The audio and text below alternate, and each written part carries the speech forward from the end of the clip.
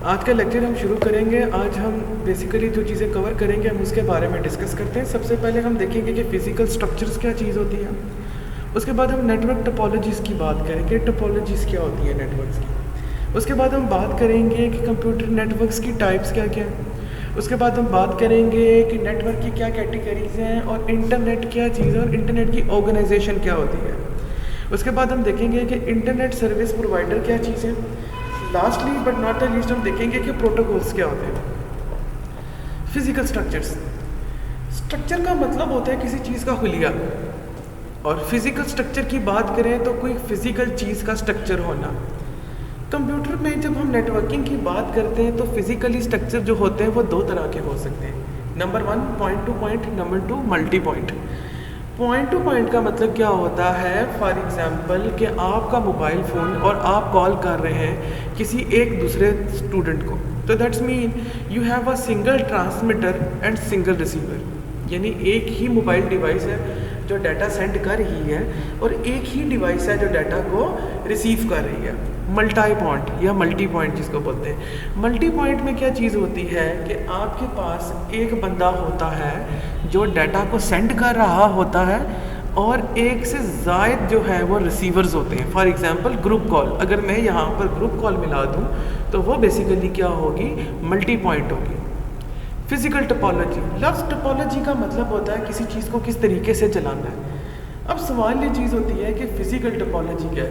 Physically topology basically क्या होती है कि जब डिफरेंट डिवाइसेस आपस में कनेक्टेड होती हैं तो वो किस तरीके से होंगी, उसकी शेप क्या होगी, और इसके अंदर डिफरेंट तरह की ट्रांसमिशंस होती हैं। ट्रांसमिशंस का मतलब होता है कि डाटा को किस तरीके से सेंड करना है। क्या ट्रांसमिशन यूनिकास्ट होगी, यूनी मतलब एक, तो इसका मतलब क्या होगा कि एक ही मोबाइल है जहाँ से डाटा सेंड हो रहा है और दूसरे मोबाइल तक जा रहा है, यानी दो मोबाइल फ़ोन है। मल्टीकास्ट, मल्टीकास्ट या मल्टीकास्ट बेसिकली उस ट्रांसमिशन को कहते हैं जहाँ पर आपके पास एक फ़ोन होता है और मल्टीपल जो है डिवाइसेस होती हैं जो उसको सुन रही होती हैं। फॉर एग्जांपल मेरा लैपटॉप जो है वो ट्रांसमीटर है और आपके मोबाइल फ़ोन्स और आपके लैपटॉप्स जो हैं वो रिसीवर हैं, ठीक है। नंबर 3 पे आता है ब्रॉडकास्ट। अब ब्रॉडकास्ट क्या चीज़ होती है, एक ऐसी ट्रांसमिशन जहाँ पर ट्रांसमीटर एक हो, सेंडर एक हो, but you have unlimited number of receivers, that is called broadcast. That is a reason जब आप रेडियो की बात करते हैं तो हम टीवी या रेडियो को ब्रॉडकास्ट कहते हैं। क्यों? क्योंकि वो कितने लोगों की टीवी पे जा रहा है, वो कितने लोगों को सुनाई दे रहा है, ऐसी कोई भी आपके पास इन्फॉर्मेशन नहीं होती। नेटवर्क टोपोलॉजी, जैसा मैंने आप लोगों को बताया था कि डिफरेंट कंप्यूटर्स या डिफरेंट मोबाइल डिवाइसेस या डिफरेंट इंटरनेट डिवाइसेस किस तरीके से आपस में कम्युनिकेट करेंगी, किस शेप को बनाकर करेंगी, किस तरीके से करेंगी, उसको हम लोग नेटवर्क टोपोलॉजी बोलेंगे। आपके सामने डायग्राम में आपके सामने डायग्राम में आपको मुख्तलिफ नज़र आ रही होंगी। डिफरेंट इंटरनेट डिवाइसेस या डिफरेंट नेटवर्क डिवाइसेस आपस में किस तरीके से कम्युनिकेट करेंगी वो बेसिकली हमारी नेटवर्क टोपोलॉजी कहलाती है, ठीक है। अच्छा,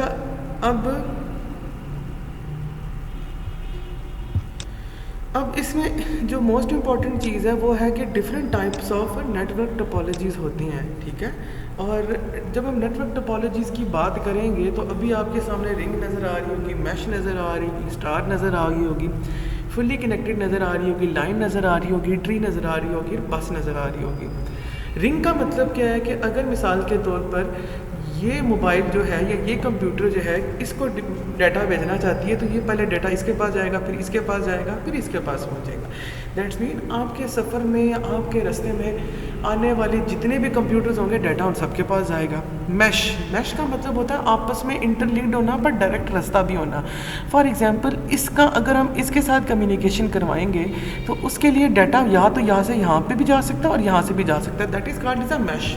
स्टार टोपोलॉजी, स्टार टोपोलॉजी में क्या होता है, हमारे पास एक मेन चीज़ होती है, ठीक है। अगर आपने ये इस मोबाइल ने डाटा इसको भेजना था तो वो इसको यूज़ करते हुए भेजेगा, इसी तरह अगर इसने इसको भेजना था तो वो इसको यूज़ करके भेजेगा, मतलब एक सेंट्रल हब पॉइंट होता है। फुली कनेक्टेड, हर नोड किसी दूसरे नोड के साथ डायरेक्टली कनेक्टेड होता है, that is a reason it is called fully connected. So इसका मतलब क्या कि किसी कंप्यूटर ने किसी कंप्यूटर को डाटा भेजना है तो वो डायरेक्टली कनेक्टेड भी है और सेंट्रलाइज्ड भी कनेक्टेड है लाइन। अगर मिसाल के तौर पर नोड नंबर 1 ने नोड नंबर 5 को डाटा भेजना था, ठीक है, मिसाल के तौर पर ये नोड नंबर 1 ने नोड नंबर 5 को डाटा भेजना था, तो उसको लाइन में ही डाटा भेजना पड़ेगा। इसका मतलब है कि अगर मैंने शाहज़ेब से बात करनी है और मेरे और शाहज़ेब के बीच में 3 मोबाइल डिवाइसेस आती हैं, तो डाटा उन तीनों मोबाइल फ़ोन से होकर फिर गुजरेगा, ठीक है। ट्री, लव से पता चल रहा है कि ट्रीज बनाए जाते हैं, तो इसका मतलब थोड़ा डिफरेंट होता है। लास्ट अगर हम देखें तो ये होती है बस टोपोलॉजी। बस टोपोलॉजी में क्या है कि ये मेरा इंटरनेट कनेक्शन, ये मेरी एक मोबाइल डिवाइस है और एक दूसरी मैंने इससे बात करनी थी, तो हम सब मोबाइल डिवाइसेस जो है वो एक बस के साथ कनेक्टेड होती हैं, एक लाइन के साथ कनेक्टेड होती हैं। सो ये जो बस होती है, बस क्या करती है, सफ़र करती है, मुसाफिरों को एक जगह से दूसरी जगह लेकर जाती है। तो ये डाटा भेजने के लिए हम लोग ये बस इस्तेमाल करेंगे। तो क्या करेगी वो, जितनी भी मोबाइल डिवाइसेस या इंटरनेट डिवाइसेस होंगी वो इस लाइन या इस बस को यूज़ करके भी अपना डाटा भेजेंगे। अच्छा, अब हम देखते हैं कि नेटवर्क की टाइप्स क्या होती है। नंबर 1 है small peer to peer. Small peer to peer का मतलब क्या है कि अगर मिसाल के तौर पर मेरे पास एक कंप्यूटर है जिसको मैंने 4 या 5 कंप्यूटर के साथ कनेक्ट किया हुआ, तो बेसिकली हम ये कह सकते हैं कि जहाँ पर हमारे पास छोटा नेटवर्क हो और हमें कोई बहुत बड़ा डिवाइस ना ख़रीदनी पड़े उनको आपस में कनेक्ट करने के लिए, उसको हम small peer to peer network बोलेंगे, ठीक है। जिस तरह ये देखें आप लोग कि small peer to peer network में क्या हो गया कि 4-5 कंप्यूटर्स हैं और उसके साथ हम लोगों ने हब कनेक्ट करके आपस में उन सब की तारें जोड़ दी हैं, तो अगर जिस कंप्यूटर ने जिसको डाटा भेजना होगा हब वो डाटा भेज देगा। Small peer to peer network का सबसे अच्छी चीज़ ये होती है कि एक तो इसको इंस्टॉल करना बहुत आसान होता है, इसको मेंटेन करना बहुत आसान है, और ये है कि जब आप इसको बड़े पैमाने पे लेकर जाते हैं तो इसको लेकर जाना ज़रा आसान होता है। नंबर 2, जब भी आप पीयर टू पीयर नेटवर्क की बात करेंगे, डेफिनेटली ये हमेशा आपके घर के लिए होगा या छोटे से ऑफिस के लिए होगा जो एक कमरे पे मुश्तमिल होता है, या घर पे होगा जहाँ पे, जैसे आपके घर पे इंटरनेट लगा है तो पीयर टू पीयर नेटवर्क है, जहाँ पर क्या है एक ही DSL डिवाइस लगी हुई है और वो सारे कंप्यूटर्स या मोबाइल डिवाइसेस को इंटरनेट प्रोवाइड करती है, ठीक है। अच्छा, सबसे अच्छी चीज़ स्मॉल पीयर टू पीयर की ये होती है कि आप इसको जो है ख़ुद भी जो है ना घर पे सेट कर सकते हो। इसके लिए आपको किसी भी दूसरे बंदे को, किसी IT एक्सपर्ट को, किसी नेटवर्क इंजीनियर को पैसे देने की ज़रूरत नहीं है। आप सिंपल क्या करते हो कि आप अपना राउटर जाके अपने घर की दीवार के ऊपर लगाते हो, उसको ऑन करते हो, फ़ोन लाइन लगाते हो एंड इट स्टार्ट वर्किंग। अच्छा, पीयर टू पीयर नेटवर्किंग की सबसे अच्छी चीज़ ये है कि डे बाय डे जो है ना ये मशहूर होता जा रहा है बहुत ज़्यादा, क्योंकि जाहिर सी बात है कि छोटा नेटवर्क है और हम लोग अपने घरों में ज़्यादा इस्तेमाल करते हैं। ज़्यादातर जो पीयर टू पीयर नेटवर्क जो होता है वो इंटरनेट के साथ कम्युनिकेट करने के लिए इस्तेमाल होता है और वो फाइलें जो होती हैं उनको शेयर करने के लिए इस्तेमाल होता है। क्लाइंट सर्वर नेटवर्क, जब हम ये समझ लें कि हमारे पास एक ऐसा माहौल आ गया, एक ऐसा कमरा आ गया, एक ऐसी ऑर्गेनाइजेशन आ गई है जहाँ पर 10 से 15 कंप्यूटर्स हैं, तो अब इन 10 से 15 कंप्यूटर्स को हब के साथ कनेक्ट करना या इनका आपस में कम्युनिकेशन करवाना या इनको फैसिलिटी प्रोवाइड करना कि वो आपस में डाटा शेयर कर सकें, बड़ा मुश्किल काम है। जब इस तरह की कोई चीज़ आती है तो फिर हम लोग क्या करते हैं कि हम लोग क्लाइंट सर्वर नेटवर्क को मैनेज करते हैं, क्लाइंट सर्वर नेटवर्क को लेकर आते हैं। अब क्लाइंट सर्वर नेटवर्क क्या चीज़ होती है बेसिकली कि इसमें एक कंप्यूटर जो होता है वो सर्वर का काम करता है। सर्वर लफ्ज़ का मतलब होता है खिदमत करने वाला। तो सर्वर बेसिकली क्या काम करता है, that if you want to send some data, for example computer 1 ने कंप्यूटर 3 को डाटा भेजना था, तो वो पहले सर्वर के पास जाएगा, सर्वर देखेगा कि इसको किसके पास भेजना है और फिर वो कंप्यूटर नंबर 3 को भेज देगा। इसका मतलब ये होता है कि ये सिक्योर है, क्योंकि अगर हम लोग बात करते हैं पीयर टू पीयर की तो उसमें तो ये होता है कि मोबाइल डिवाइसेस का डाटा आपस में भी शेयर हो सकता है, बट इसमें सर्वर हमेशा डाटा उसी कंप्यूटर को भेजेगा जिसको उसने भेजना था, ठीक है। सर्वर को डेडिकेटेड भी बोला जाता है इसलिए क्योंकि इसके अंदर इतनी अच्छी स्पीड होती है कि वो किसी भी क्लाइंट का डाटा जो है किसी दूसरी कंप्यूटर मशीन को भेजने के लिए बड़ी जल्दी से काम कर सकता है, ठीक है।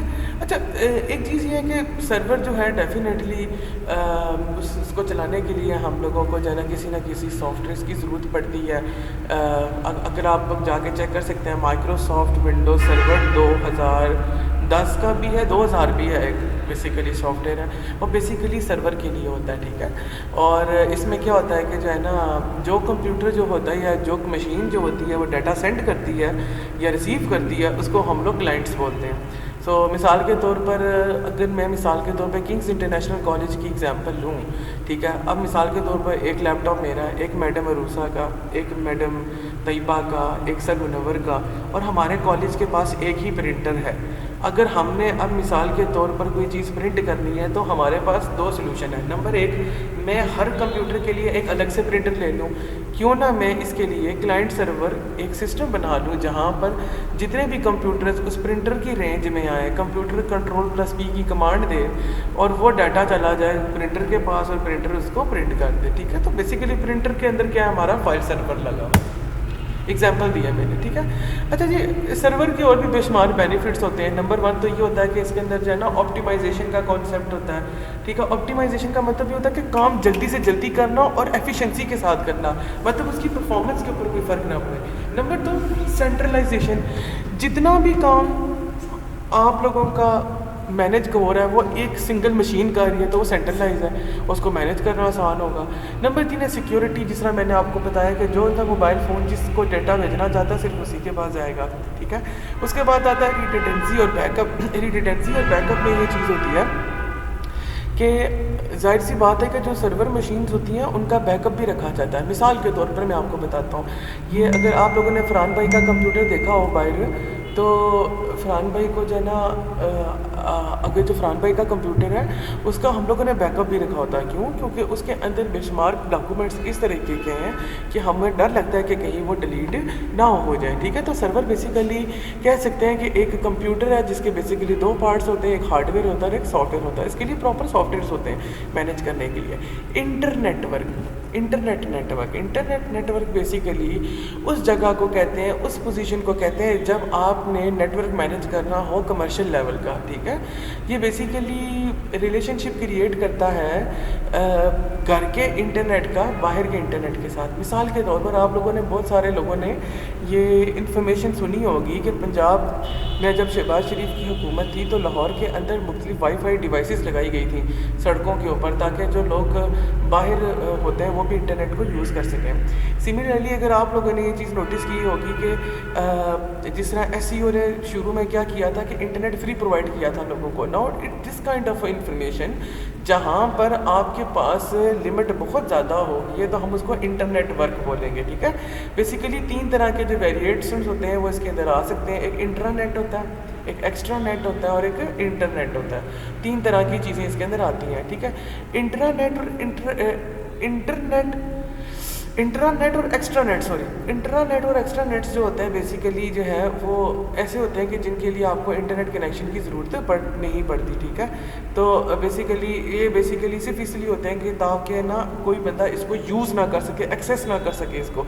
यानी बहुत सिक्योर सिस्टम होता है जहाँ पर इतनी भी अवेलेबिलिटी नहीं होती कि कोई इंटरनेट उसके साथ कनेक्ट किया जा सके ताकि आप उसको ना सेव करके रख सको। अच्छा, अब इंटरनेट जो है बेसिकली क्या चीज़ है कि वो पार्ट नहीं किया जाता इंटरनेट या एक्स्ट्रा नेट का, ठीक है। ये बेसिकली क्या होता है, एक सर्वर समझ लो बेसिकली जो क्या करता है कि आपके जो डाटा होता है वो सेंडिंग और रिसीविंग में हेल्प करता है। नेटवर्क की कैटेगरीज, बेसिकली नेटवर्क की जब हम बात करते हैं तो 3 तरह की कैटेगरीज आती हैं, local area network, wide area network और metropolitan area network. Research field के अंदर वायरलेस बॉडी एरिया नेटवर्क भी अब है। जब भी हम लोग शॉर्ट डिस्टेंस की बात करेंगे, एक ऐसा डिस्टेंस जो तारों के थ्रू भी हो सकता हो तो वो लोकल एरिया नेटवर्क में आएगा। जब भी हम ऐसे इंटरनेट की बात करेंगे, ऐसे नेटवर्क की बात करेंगे जो लॉन्ग डिस्टेंस पे हो तो वो वाइड एरिया नेटवर्क में आएगा। मेट्रोपॉलिटन एरिया नेटवर्क्स वो नेटवर्क्स होते हैं जो किसी भी सिटी या किसी कैंपस के लिए होते हैं। मिसाल के तौर पे जैसे हमारी यूनिवर्सिटी के अंदर सेंट्रलाइज इंटरनेट लगा हुआ और पूरी यूनिवर्सिटी के बच्चे उसको इस्तेमाल करते हैं, so that is called metropolitan area network, ठीक है। तो लफ्ज़ से पता चल जाता है कि क्या सिस्टम हो सकता है। अच्छा, अभी हम लोगों ने बात की कि हम नेटवर्क के बारे में पढ़ रहे हैं, लेकिन हमने ये भी तो देखना है ना कि नेटवर्क को लगाने के लिए हमें किन किन डिवाइसेस की, किन किन हार्डवेयर की ज़रूरत पड़ती है। तो उसमें सबसे पहली चीज़ आती है नेटवर्क अडेप्टर्स कार्ड। एक ऐसी चीज़ होती है जो हमारे कंप्यूटर में लगती है ताकि हम लोग कंप्यूटर की जो इंटरनेट की तार आ रही होती है उसको कनेक्ट कर सकें कंप्यूटर के साथ ताकि इंटरनेट उसके ऊपर चल सके। सो बेसिकली अगर मैं सिंपल ज़ुबान में बोलूँ तो आपके कंप्यूटर की वो पोर्ट जो आपको बाहर से नज़र आती है जिसके ऊपर टेलीफोन लाइन लग सकती है, वो अंदर जाके ना किसी बोर्ड के साथ जुड़ती है, तो उस बोर्ड को बेसिकली हम लोग नेटवर्क अडेप्टर बोलेंगे, नेटवर्क हब। आप लोगों के लैपटॉप के ऊपर जो आप लोगों को फ़ोन लाइन की पोर्ट नज़र आती है या चीज़ नज़र आती है जिसके थ्रू बेसिकली जो होती है आप कनेक्ट कर सकते हो फ़ोन लाइन को लैपटॉप के साथ ताकि आप इंटरनेट चला सको, उसको बेसिकली हम लोग नेटवर्क हब बोलते हैं। हब का मतलब यही होता है उसको जुड़ाने वाला। ये देख लीजिएगा नेटवर्क केबल्स जो होती हैं वो तारें होती हैं जिसके थ्रू डाटा जो होता है वो आता है और जिसके बाद वो आपके कंप्यूटर हब तक पहुंचता है और फिर नेटवर्क हब जो होता है आगे फिर उसको नेटवर्क अडेप्टर तक भेजता है। ठीक है, दुनिया में इंटरनेट को चलाने के लिए सिर्फ एक तरह की तार नहीं होती, इसमें ट्विस्टेड पेयर भी आती है, एसटीडी कोएक्सियल केबल भी आती है, और आजकल आप लोग जो सड़कों पर खुदाई देख रहे हो जिसके अंदर तारें मोटी सी पड़ी है, that is called fibre optics. तो ये एक एग्जांपल आप लोगों के सामने दी हुई है इन्होंने। अब बात करते हैं नेटवर्क हार्डवेयर की। तो बात कर ली हमें कौन कौन से हार्डवेयर की जरूरत पड़ती है। Now we have to discuss that what kind of a software we need to in order to establish the network. ठीक है, whenever we talk about Microsoft Windows, definitely this kind of a window provide the facility which allows the different computers to perform a small network. For example अगर मैं simple ज़बान में बात करूँ तो आजकल तो विंडोज़ की इतनी स्ट्रॉन्ग पावर आ चुकी है कि जिसके लिए आपको कोई और फीचर्स या किसी भी और सॉफ्टवेयर को इंस्टॉल करने की ज़रूरत नहीं पड़ती। आप तार लगाते हो या वाईफाई पे क्लिक करते हो और कनेक्ट कर लेते हो। ठीक है, तो मोस्टली जो होते हैं वो जितने भी नेटवर्क के जो सॉफ्टवेयर होते हैं वो ऑटोमेटिकली आपके नेटवर्क अडाप्टर में आके सेव होते हैं। तो नेटवर्क अडाप्टर का क्या काम होता है, बेसिकली उन सॉफ्टवेयर को चलाना जो फिज़िकली डाटा मोबाइल टेलीफोन की तार से आ रहा है वो आपको कंप्यूटर को बताना कि इसका मतलब क्या और डाटा सेंड और रिसीव करवाना। ठीक है, आप लोगों के सामने दो डायग्राम्स दी गई हैं। ठीक है, अगर आप ये डायग्राम देखेंगे तो ये बेसिकली एक वायरलेस वाइड एरिया नेटवर्क है। अब वाइड एरिया नेटवर्क में दो टाइप्स आ गई हैं, एक स्विच्ड वैन और एक पॉइंट टू पॉइंट वैन है। स्विच्ड वैन में क्या होता है कि फॉर एग्जांपल सिस्टम ए ने सिस्टम बी को कोई डाटा भेजना था तो सिस्टम ए पहले जाएगा इस स्विच के पास, फिर वो स्विच इसके पास जाएगा, फिर वो इसके पास जाएगा, फिर वो इसके पास जाएगा और फिर बी के पास जाएगा। दैट्स मीन जब हम जब हम वाइड एरिया नेटवर्क की बात करेंगे और इसके अंदर स्विच्ड होगा तो स्विच का मतलब ये होगा कि मुख्तलिफ स्विचेस होंगे और डाटा उनके होते हुए गुजरेगा। अगर हम बात करें point to point wide area network की, so that's mean we have multiple modems. उसमें स्विचेस होते हैं, इसमें मॉडेम्स होते हैं। तो मुख्तलिफ मॉडेम्स होते हैं जिसके थ्रू क्या होता है डाटा आपस में शेयर हो रहा था। मॉडेम की सिंपल एग्जांपल आपके घर पे लगे हुए राउटर्स होते हैं, इसके अंदर ही मॉडेम लगे होते हैं। तो बेसिकली अगर मैंने यहाँ से आपके डाटा शाहजेब के घर भेजना है तो वो क्या होगा, पहले मेरे लैपटॉप से जाएगा कॉलेज के मॉडेम में, कॉलेज के मॉडेम से जाएगा शाहजेब के मॉडेम में और शाहजेब के मॉडेम से फिर जाएगा उसके मोबाइल फ़ोन के ऊपर। ठीक है, इसके बाद एक चीज़ आती है जिसको हम कहते हैं हेट्रोजीनियस नेटवर्क, जिसके अंदर हमारे पास राउटर्स भी होते हैं, हब्स भी होते हैं, स्विचेस भी होते हैं और डिफरेंट कंप्यूटर्स ना उसके साथ आके ना जुड़ जाते हैं। मिसाल के तौर पर हेट्रोजीनियस नेटवर्क जो होता है बेसिकली वो बहुत बड़े पैमाने के ऊपर होता है। मिसाल के तौर पर हमारा बैंकिंग सिस्टम अगर आप देखें तो बैंक के लिए क्या होता है कि स्पेशलाइज किस्म का इंटरनेट होता है और उसके ऊपर कोई और आप काम नहीं कर सकते सिवाय बैंक के। ठीक है, तो इसमें क्या चीज़ है, मिसाल के तौर पर जो मेन कंप्यूटर या मेन हेडक्वार्टर मेरे पॉइंटर की तरफ ध्यान दीजिएगा, माउस की तरफ, कि ये जो मेरा फॉर एग्जांपल इस्लामाबाद में कंप्यूटर पड़ा हुआ था, इसने डाटा पहले भेज दिया स्विचेस को। अब स्विचेस ने क्या किया, आपस में डाटा शेयर कर रहे हैं। एक दीने तरफ जो हमारी बैंक की ब्रांच थी उन्होंने उठा लिया उसको जोड़ लिया अपने साथ और उसके बाद उस दीने की ब्रांच के अंदर जितने कंप्यूटर्स थे वो उसके साथ कनेक्टेड हैं। इसी तरह मीरपुर की जो ब्रांच थी वो भी बेसिकली उसने इन राउटर्स के थ्रू होते हुए स्विचेस के साथ कनेक्ट कर लिया और डिफरेंट डिवाइसेस जो उस कंप्यूटर उस ऑर्गेनाइजेशन में पड़ी हुई थी वो आपस में इंटरनेट के साथ कनेक्टेड होंगे।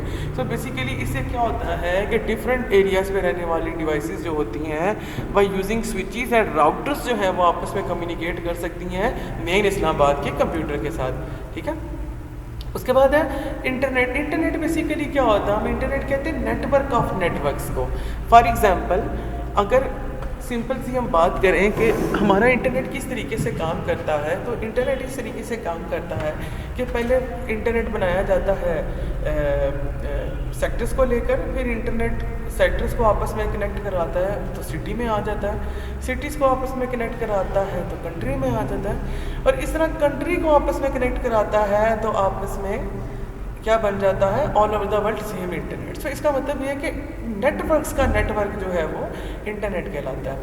आजकल की दुनिया में इंटरनेट की क्या अहमियत है मुझे हाल से आप लोगों को बताने की ज़रूरत नहीं है। सफदर जैसे लोग तो खुदकुशी कर लें अगर नेट बंद हो जाए तो। और इंटरनेट की सबसे बड़ी चीज़ ये कि आजकल के तो जितने भी बिजनेसेस होते हैं हमारे सारे के सारे उसके ऊपर होते हैं। आप मोस्टली काम जो हैं आप इंटरनेट की वजह से आप फिंगर टिप्स के ऊपर कर पा रहे हो। 1969 के अंदर सबसे पहले जो है वो एक्स्ट्राऑर्डिनरी कम्युनिकेशन सिस्टम लेकर आए गए थे। 1969 के अंदर आरपा ने बेसिकली आरपा नेट के नाम से मशहूर एक आइडिया था जिसने सबसे पहले इंटरनेट ईजाद किया था, जो डिफरेंट कंपनीज़ के अंदर जो है वो जो बनाया गया था वो डिफरेंट यूनिवर्सिटीज़ के कैंपस के लिए बनाया गया था कि यूनिवर्सिटी के अंदर इंटरनेट को प्रोवाइड कर दिया जा सके। फिर 1972 के अंदर वेंटक्राफ्ट एंड बॉफ हाफ ने क्या किया कि आरपा नेट के ही मेथड को यूज़ करते हुए एक चीज़ बनाई जिसका नाम उसने रखा इंटरनेटिंग प्रोजेक्ट। ठीक है, इंटरनेटिंग प्रोजेक्ट में क्या था, उन्होंने TCP/IP, हम ये आगे पढ़ेंगे क्या चीज़ होती है। ठीक है, TCP/IP का आइडिया दिया, जिसके बाद क्या हुआ कि डिफरेंट इंटरनेट सर्विस प्रोवाइडर्स आ गए। अब TCP/IP क्या चीज़, हम उसको छोड़ते हैं। ISP जो है अभी आप नेक्स्ट स्लाइड में पढ़ेंगे। ठीक है, तो इनका काम बेसिकली क्या था, ISPs को बनाना बाय यूजिंग TCP/IP। ठीक है, आज जो इंटरनेट आप डिफरेंट कंपनीज में इस्तेमाल करते हो, नॉट द गवर्नमेंट, वो बेसिकली क्या होता है, वो नॉन जियोग्राफिक है, वो हम दिखाते हैं आपको, ये देखिएगा। सो अगर आप ऊपर वाली डायग्राम देखेंगे तो वो नेशनल ISP की है। नेशनल ISP का मतलब ये होता है कि इंटरनेट सर्विस प्रोवाइडर कौन है नेशनली।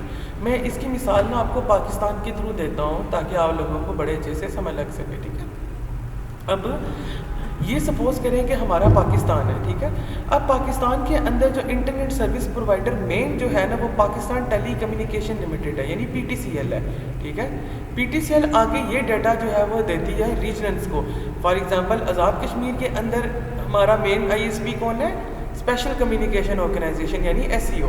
ठीक है, और आगे जो SCO है वो फिर वो क्या करती है, अपना डाटा जो है या अपनी जो बैंडविड्थ है वो मुख्तलिफ कंपनीज़ को देती है, जैसे वाई क्लाउड हो गया, स्काई टेलीकॉम हो गया, इस तरह। तो इस तरह मतलब ये होता है कि एक हमारी नेशनल ISP होती है, फिर हमारी रीजनल ISPs होती हैं, और उसके बाद सब ISPs होती हैं। ठीक है, अब इसके अंदर आता है NAP। NAP बेसिकली एक ऐसा इदारा होता है, NAP नहीं, ये लफ्ज़ NAP है। ठीक है, NAP एक ऐसा इदारा होता है वो जितनी भी नेशनल ISPs होती हैं वो उनको आपस में लिंक करता है। मिसाल के तौर पर पाकिस्तान की नेशनल ISP को रिलायंस इंडिया यानी इंडिया के साथ जाके कनेक्ट करना है। ठीक है, सो अब एक ऐसी चीज़ आ गई है जिसमें क्या हो रहा है कि डिफरेंट इंटरनेट डिवाइसेस या मुख्तलिफ इंटरनेट कंपनीज जो वर्ल्ड वाइड आपस में कम्युनिकेट कर रही हो, हम लोग उसको नेशनल ISP में लेते हैं। प्रोटोकॉल्स, जो कंप्यूटर के अंदर एल्गोरिथम का काम होता है, प्रोटोकॉल वही काम करते हैं। प्रोटोकॉल्स का मतलब ये होता है कि किस कम्युनिकेशन को कब और किस तरीके से भेजना है, उसके रूल्स फाइनल करना। ये करना क्यों ज़रूरी होता है कि अगर आप प्रोटोकॉल डिफाइन नहीं करेंगे तो आपको इस चीज़ की समझ ही नहीं आएगी कि कौन सा डाटा कब किस तरीके से भेजना है। मिसाल के तौर पर अगर प्रोटोकॉल ना होते तो मेरा मोबाइल फ़ोन शायद किसी डिफरेंट तरीके से डाटा सेंड और रिसीव करता और हफ्सा का किसी और तरीके से। सो इसका मतलब ये है कि ये बड़ी कन्फ्यूजन होती है इंटरनेट के ऊपर कि मेन तरीका क्या है डाटा को सेंड और रिसीव करवाने का। तो प्रोटोकॉल बेसिकली रूल्स होते हैं जो बेसिकली को पूरी कम्युनिकेशंस को परफॉर्म करने के लिए इस्तेमाल होते हैं। प्रोटोकॉल्स के अंदर हमारे पास 3 चीज़ें होती हैं। एक उसका सिंटैक्स होता है कि प्रोटोकॉल को लिखना किस तरीके से जो है हमारी मोबाइल डिवाइसेस जो है वो 0-1 को पढ़ेंगे। उसके बाद आता है सिमेंटिक। 0-1 पढ़ तो ली, लेकिन उन 0-1 का मतलब क्या था, मतलब 00010 का मतलब होगा, सपोज करो कि फोल्डर क्रिएट कर दो दूसरे कंप्यूटर में जाके। सो ये 0-1 को मतलब किसका निकालेगा, वो सिमेंटिक करता है। टाइमिंग, डाटा कब सेंड किया गया है और कब रिसीव हुआ है, ये बेसिकली क्या होगा हमारा।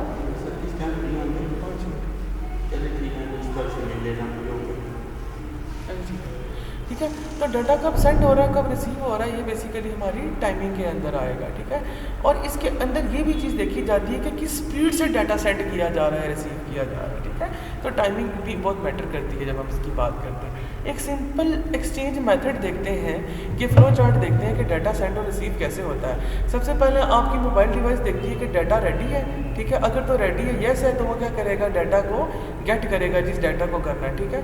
उसके बाद क्या करेगा कि वो रिसीवर बी को बताएगा, यानी रिसीवर यहाँ से डाटा जाएगा दूसरे मोबाइल फ़ोन के पास जो फॉर एग्जांपल कल्याण में पड़ा हुआ था, और उसको पूछेगा कि क्या तुम रेडी हो मेरा डाटा लेने के लिए। अगर वो बोलती है येस, ठीक है, तो डाटा यहाँ पे वापस आ जाएगा, ठीक है। उसके बाद ये यहाँ से क्या करेगा, डाटा इसको जो है ना, ये RTR बोलेगा, मतलब वो बोलेगा कि मैं अब रेडी हूँ तुम्हें भेजने के लिए, क्या तुम रेडी हो मुझे रिसीव करने के लिए। यहाँ पर उसके मोबाइल डिवाइस बताएगी हाँ मैं रेडी हूँ करने के लिए, ठीक है। उसके बाद नीचे आएगा, लिखा होगा सेंड डाटा, चलो जी अब डाटा भेज रहे हैं, ये डाटा चला गया, ठीक है, इसको डाटा रिसीव हो गया। अगर येस है तो नीचे आएगा कि जी डाटा जो आपने यूज़ किया था वो मुझे मिल गया, ठीक है। और वो क्या करेगा, दोबारा पहली डिवाइस को बता देगा कि जो डाटा आपने मुझे भेजा था वो बेसिकली रिसीव मुझे हो गया है। तो बेसिकली अगर आपने देखा हो तो ये बेसिकली 3-4 चीज़ें हुई हैं। बेसिकली ये प्रोटोकॉल्स हैं, ये रूल्स हैं, ये तरीके हैं जिसके थ्रू कोई ना कोई कम्युनिकेशन परफॉर्म होती है। स्टैंडर्ड्स ये लास्ट चीज़ है इसके अंदर। स्टैंडर्ड्स बेसिकली 2 चीज़ों पे मुश्तमिल होता है, एक डिफेक्टो पे होता है, एक डी जूरे पे होता है, ठीक है। स्टैंडर्ड्स ये होते हैं कि फॉर एग्जांपल किस तरीके से आपने पूरी ऑर्गेनाइजेशन को चलाना है जो इंटरनेट की हो। मिसाल के तौर पर आज अगर यूफोन कंपनी वाले एक अपना स्टैंडर्ड बना देंगे और टेलीनॉर कंपनी वाले अपना स्टैंडर्ड बना देंगे, तो इसका मतलब ये होगा कि यूफोन वालों के प्रोटोकॉल्स मुख्तलिफ होंगे और टेलीनॉर कंपनी के प्रोटोकॉल्स मुख्तलिफ होंगे। सो आपस में इसका मतलब है यूफोन वाले टेलीनॉर को डाटा कभी सेंड कर ही नहीं सकते। इसीलिए गवर्नमेंट ने या ऑल ओवर द वर्ल्ड एक स्टैंडर्ड्स बनाए जाते हैं कि इन स्टैंडर्ड्स की बुनियाद के ऊपर आप जो है अपना इंटरनेट चलाओगे। तो डिफेक्टो जो बेसिकली वो रूल्स एंड रेगुलेशंस होते हैं जो किसी ऑर्गेनाइजेशंस के अंदर बनते हैं। मिसाल के तौर पर अगर SEO अपना कोई रूल बनाना चाहे तो उसको हम डिफेक्टो बोलेंगे, ठीक है। और डी जूरे बेसिकली वो स्टैंडर्ड्स होते हैं, वो बेसिकली शराइत होती हैं जो बेसिकली गवर्नमेंट इम्पोज करती है इंटरनेट कंपनीज़ के ऊपर कि आपने ये काम लाजमी करना है और एडिशनली जितना मर्जी क्यों ना अच्छा करो। मिसाल के तौर पर SEO के अंदर डिफेक्टो ये है कि आप ऐप स्टोर ओपन नहीं कर सकते, बहुत बार मसला आता है। जबकि PTCL का डिफेक्टो ये है कि आप डायरेक्टली ऐप स्टोर ओपन कर सकते हो, ठीक है।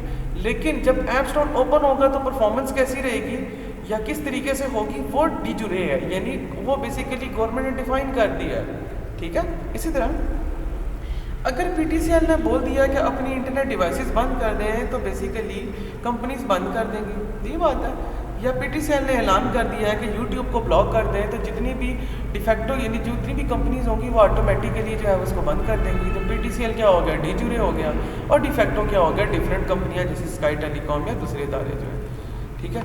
अच्छा ठीक, वही बात जो हम लोग कर रहे थे कि जब भी कोई डिफेक्टो बनाया जाता है तो उसके लिए ना हम लोग सबसे पहला जो काम होता है वही होता है कि आप उसके लिए ना एक पहले वर्क इन प्रोग्रेस डॉक्यूमेंट बनाते हो, ठीक है, जिसकी जो लाइफ लाइन होती है वो 6 महीने की होती है। मतलब आप पूरा डिफेक्टो बना के ना या पूरा स्टैंडर्ड बनाकर ना आप इंटरनेट चलाने वालों को बताते हो कि इस तरीके से जो है ना हम लोग काम करेंगे।